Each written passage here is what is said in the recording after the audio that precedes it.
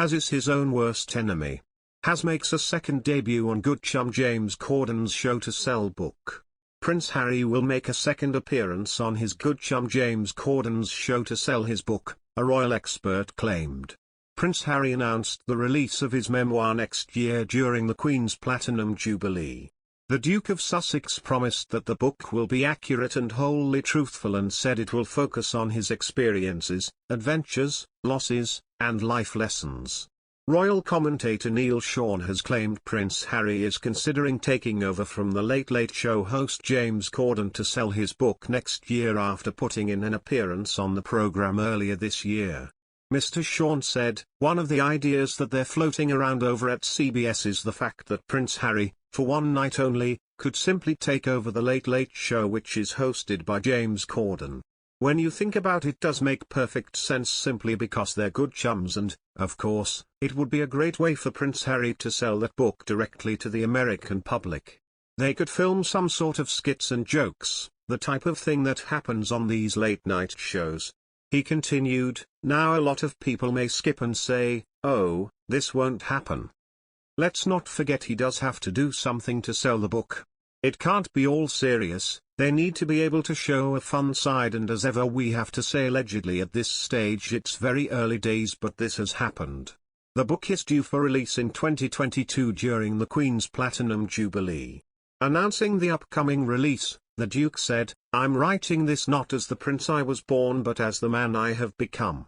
I've worn many hats over the years, both literally and figuratively, and my hope is that in telling my story, the highs and lows, the mistakes, the lessons learned, I can help show that no matter where we come from, we have more in common than we think. I'm deeply grateful for the opportunity to share what I've learned over the course of my life so far, and excited for people to read a first-hand account of my life that's accurate and wholly truthful." The Duke of Sussex made an appearance on James Corden's show in February 2021, and spoke about his grandmother gifting Archie a waffle maker for Christmas. He said, "My grandmother asked what Archie wants for Christmas, and Meg said a waffle maker. She sent us a waffle maker for Archie, so breakfast now, Meg makes up a beautiful like organic mix in the waffle maker. Flip it.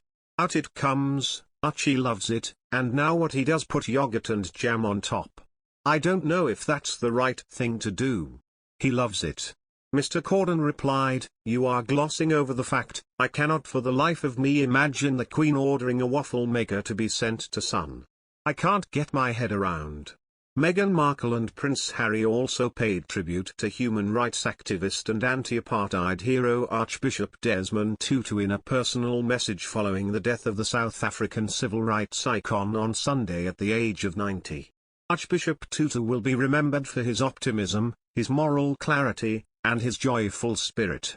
He was an icon for racial justice and beloved across the world. It was only 2 years ago that he held our son, Archie, while we were in South Africa. Archie and the Archie had joked, his infectious laughter ringing through the room, relaxing anyone in his presence. He remained a friend and will be sorely missed by all, they shared. The Duke and Duchess of Sussex memorably introduced their young son Archie, who was almost 5 months old at the time, to the Nobel Peace Prize winner and his daughter, Thandeka Tutuksash, in September 2019 during the couple's royal tour of South Africa. The outing marked Archie's first official engagement